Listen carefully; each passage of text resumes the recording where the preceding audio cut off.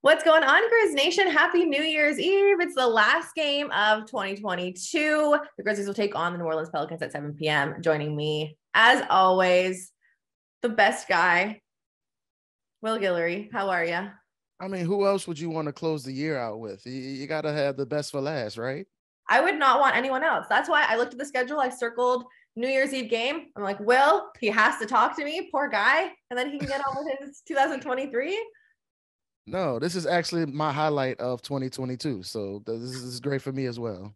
Oh, stop it. So this is the third time that we're talking this year because this is the third time that the Grizzlies and Pelicans have played each other.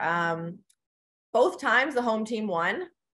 So I'm just throwing that out there. The Pelicans are number one in the West right now, a game and a half above the Grizzlies, who sit at number 3. The Pels are on a 5-game winning streak. The Grizzlies going to try and break that tonight. They're also trying to bring some momentum back from their game up in Toronto. For the Grizzlies, well, it is just Santi Aldama who is questionable for the Grizzlies tonight. Danny Green still out. A couple guys might play or might not play for the Pelicans, though. It looks like Larry Nance Jr. is doubtful. BI is still out. And then Herb Jones is questionable. Herb Jones is like a fan favorite in Memphis. Is he? I didn't even know that. Herb Jones, people just love Herb Jones everywhere. He's just not on Herb. He's great. But yeah, I think Larry Nance, he had like a little neck thing. I doubt he plays. BI has been out for a month now, so he's not going to play. And Herb's coming back from COVID, so I doubt he plays. He dressed out last night, but they had him just like in case of emergency on the bench. So I'm guessing those 3 guys will be out. Yeah, and there was no emergency needed. The Pelicans took care of Philly last night. Zion had 23.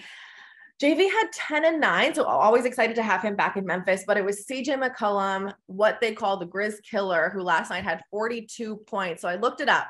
The last 3 out of the 4 times that CJ McCollum has played the Memphis Grizzlies, that's all 4 times that he has played in a Pelicans uniform against the Grizzlies. 30 or more points, shooting at least 47% in each of those 3 games. Will, what is it about the Memphis Grizzlies that CJ McCollum just goes insane with? Yeah, I don't know. And it's the bad time to catch CJ as well because he's on the hottest streak of the year right now. I made a franchise record 11 3-pointers last night. It was one of the craziest games I've seen in the Smoothie King Center. He was just on fire. I wrote about him last night. He over the last 10 games, he's averaging 27 a game. He's shooting 50% on threes. He's really getting comfortable after he had his little stint on the COVID list. So yeah, he's feeling good. Zion is, of course, playing at an incredible level. So this is going to be a fun game because we talked about this before we started rolling. It seems like every time the Pels go to Memphis, they're down by 20 in the first quarter and the game's over immediately. So maybe CJ and Zion can make this a game and entertain us one last time before the new year. The Grizzlies have struggled in stints of this season with defending the 3-point line. They did a little bit better against Toronto, but Toronto is one of the worst 3-point shooting teams in the league.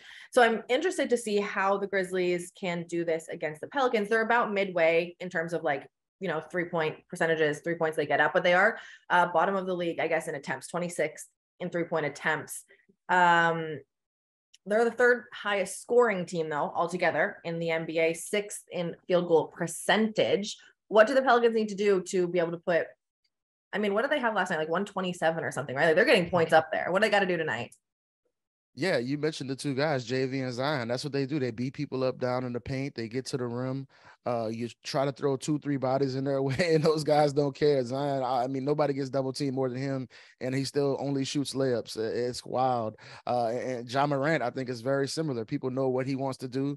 He's still going to get right to the front of that rim. So I think that's going to be a big priority for both teams, protecting the paint, keeping the other team out of transition, and forcing, more of those half-court possessions, because more of those half-court possessions, more of both teams probably doing what they aren't as comfortable with, jacking up jumpers, trying to force it into, double team. So I think that's going to be a big key, is protecting the paint, staying out of transition, and, keeping Ja Morant from making all of those highlights. It seemed like last time I watched him, he had like 12 highlights in one game. So maybe we can cut that in half and the Pels might have a chance tonight.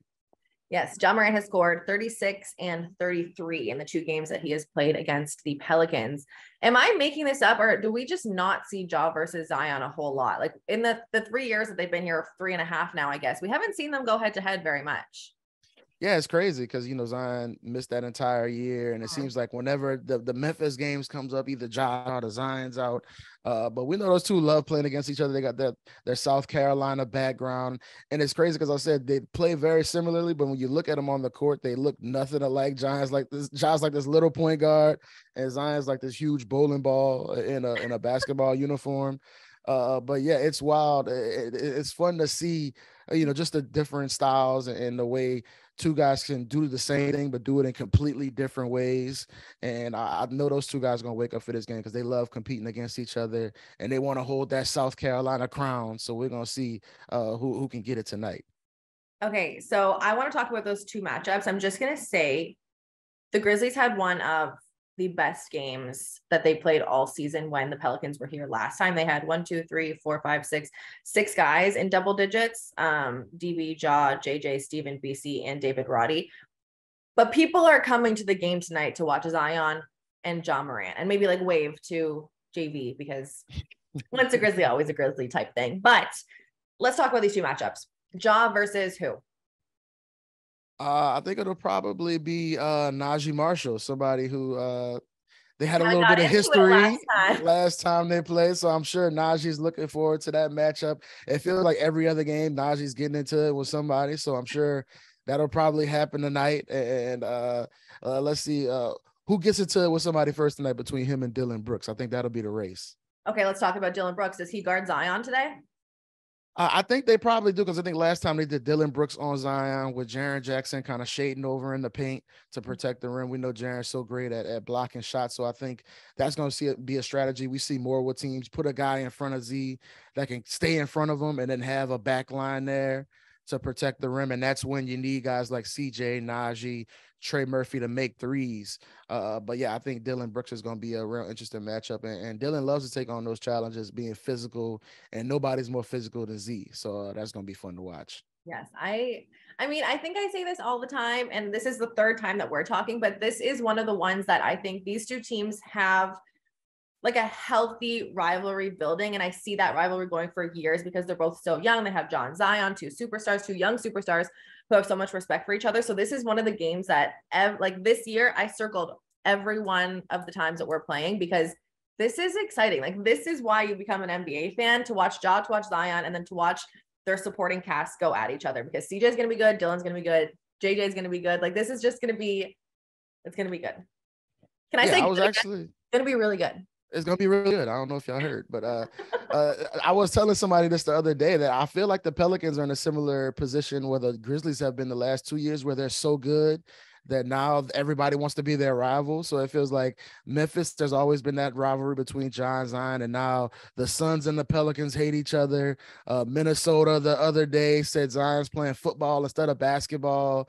Uh, yeah, it feels like now everybody's kind of getting into it with the Pelicans, and I guess Oh once my you're good, God. people actually care about what you got going on, and that's similar to what the Grizzlies have been. It feels like the Grizzlies get into it with somebody every other game as well. So it's only natural that these two teams end up locking horns, and I'm telling you, I would love to see these two teams match up in a playoff series and see them really go at it. Ja versus Zion, all of the different memes, all of the different meme mugs, JV hitting somebody with a death stare. I think it would be extremely fun. I love every. All right. Well, I can't say good one more time. So, have a great end of your year. Happy 2022. I will talk to you in the new year. Will, thank you again for coming on today. You're the best, always.